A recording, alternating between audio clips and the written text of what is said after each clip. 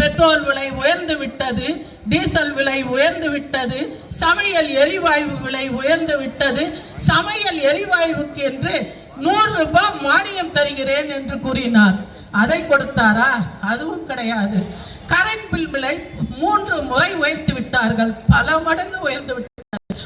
ஒவ்வொரு மாதமும் அதை கரண்ட் பில் கட்டலாம் என்று வழி செய்கிறேன் என்று கூறினாரே, அதை செய்தாரா? அதுவும் கிடையாது. இந்த தொகை மானியம் தருகிறேன் என்று கூறினார், அதை கொடுத்தாரா? அதுவும் கிடையாது.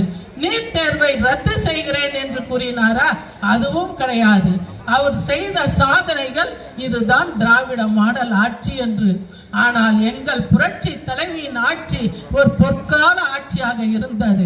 எங்கள் புரட்சி தலைவி ஏழை எளிய மக்களுக்காக வாழ்ந்த ஒரு ஒப்பற்ற தலைவி எங்கள் புரட்சி தலைவி. இந்த இயக்கத்திற்காக தன்னையே அர்ப்பணித்த எவ்வளவோ கரடு முரடான பாதைகளை எல்லாம் கடந்து எங்கள் புரட்சி தலைவி இந்த இயக்கத்தை வழி நடத்தி சென்றார். ஏழை எளிய படிக்கும் குழந்தைகளுக்கு பாட புத்தகங்கள் வழங்கும் திட்டத்தை கொண்டு வந்தார், மடிக்கணினி வழங்கும் திட்டத்தை கொண்டு வந்தார், சைக்கிள் வழங்கும் திட்டத்தை கொண்டு வந்தார். இல்லத்தரசிகளுக்கு கிரைண்டர், மிக்சி, ஃபேன் இதையெல்லாம் கொடுத்து உதவினார். தாலிக்கு தங்கம் என்று 1 பவுன் 50,000 ரூபாயை கொடுத்து உதவினார். அதே போல கிராமப்புறங்களில் ஆடு மாடு வழங்கும் திட்டத்தை கொண்டு வந்தார், பசுமை வீடும் கட்டும் திட்டத்தை கொண்டு வந்தார்.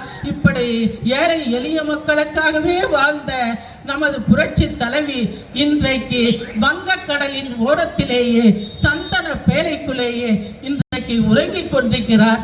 இந்த தமிழக மக்களையே கண்ணீர் கடலில் ஆழ்த்திவிட்டு அப்படிப்பட்ட புரட்சி தலைவியின் வழியில் வந்தவர் தான் நமது எழுச்சி மிக்க நாயகன் நமது அண்ணார் எடப்பாடி அவர்கள்.